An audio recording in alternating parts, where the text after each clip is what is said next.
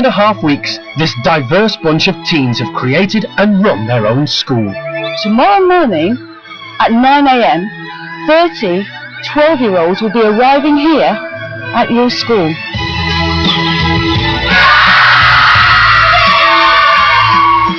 They were given every opportunity to make it work. A class of 30 pupils rather than a whole school, and advice available from experienced teaching experts. You've got to be firm. That's what being a leader's about. But for teenagers lacking any teaching experience, every day brought new challenges. I don't want you talking in the middle of my lesson when I'm trying to teach. Are we listening? They didn't listen. They were noisy and rowdy and pain in the arses. The teens were frequently disorganised, and the school often lacked structure. People haven't made any plans, they haven't come to talk to us about it, they haven't made any effort to write on their target sheets, most of them haven't even left the pigeonholes where I left them. Guys, which teacher's meant to be with you at the moment? We don't know. They're losing their control. Yeah. Very organised. They argued constantly, and relationships were tested. You don't think I've done an amazing job? No, fuck that. Fuck that. Up yours. Free. No, fuck that. When his son said that, he's saying, I did a fantastic job. We all know that that's not fucking true. Oh, fuck the biscuits, for God's sake, we've got more important things to worry about. There were moments when they were pushed to breaking point. Quiet again! Right, please!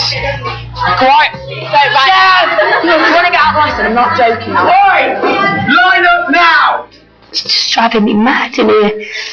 But there were also moments of triumph.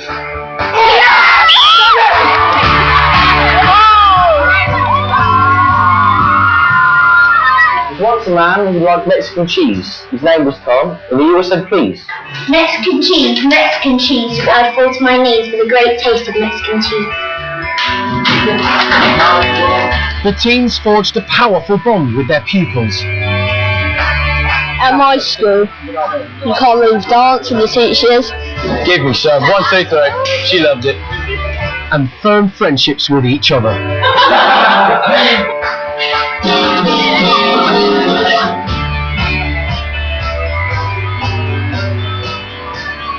And from initial chaos, they created a workable school.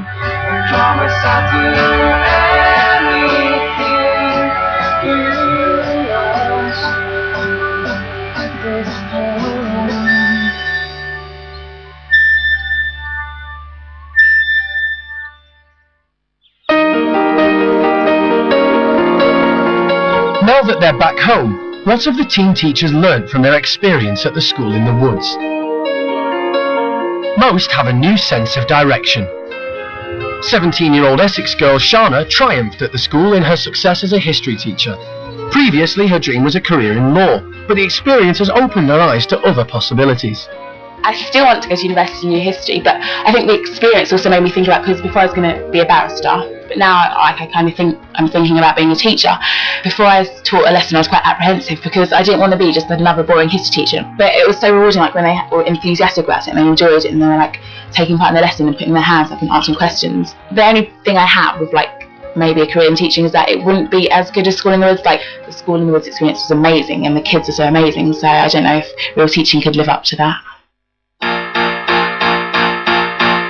17-year-old Rosanna volunteered for the experiment in the hope that it would give her more confidence. She'd always dreamt of leaving Cumbria to pursue her love of theatre. I'm still dreaming of going off and being a Broadway or West End musical star. If I can help run a school for 3 weeks with these mad 12-year-olds, then I can live on my own now, away from home. I can think about moving. I can think about going to London on my own and, you know, and doing all that sort of thing. And I think it's made me more of an adult. Before coming to the School in the Woods, dyslexic Kent girl Amy had given up on her own education. She's now back on track to get the qualifications she'd always craved.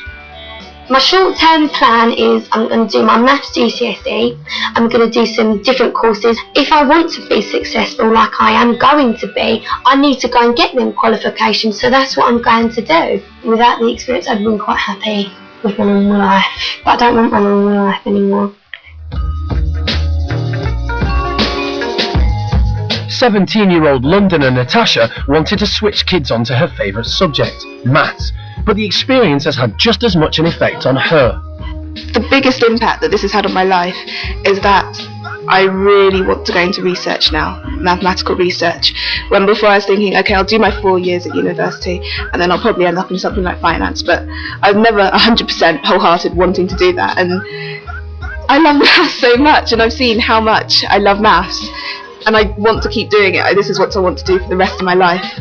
I've also learned I don't want to be a teacher. I didn't really enjoy teaching in that sense, but seeing people enjoying maths was so amazing, and that's what I wanted to bring to it, and I think I managed to. Before the experience, 17-year-old Liam from Gillingham struggled to get out of bed. At the school, he struggled as head teacher and ended up handing the role over to Hannah, but that hasn't put him off positions of authority. I still want to be a police officer, make a difference to, the local community, make sure everybody's living, safely, and people are doing what they should do rather than what they shouldn't. The whole experience was a really, really good one for me. I learned how to organise myself.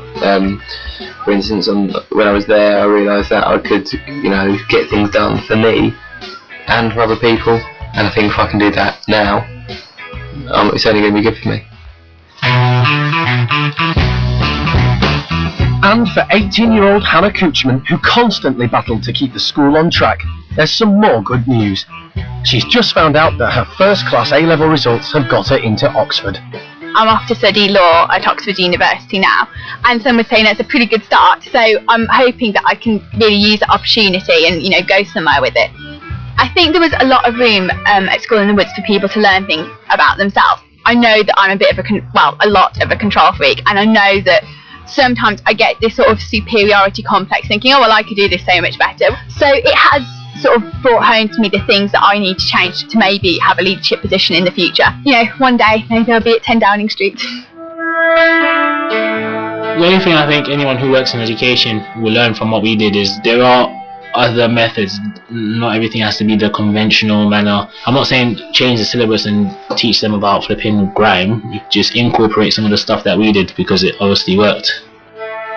Looking back on the experience that I had there, I suppose I realised that teachers haven't got it that easy. There were just times where you could just be up at 2 o'clock in the morning, getting things done, getting timetables done, making sure everyone was ready for the next day. It was hell at times, but I loved it. Look at what we achieved, and the fact they wanted to come to school every day, the fact that they were friends with us all, and we had this massive sense of community, and yet we didn't have all those old elements of school that I think are the things that make people hate it.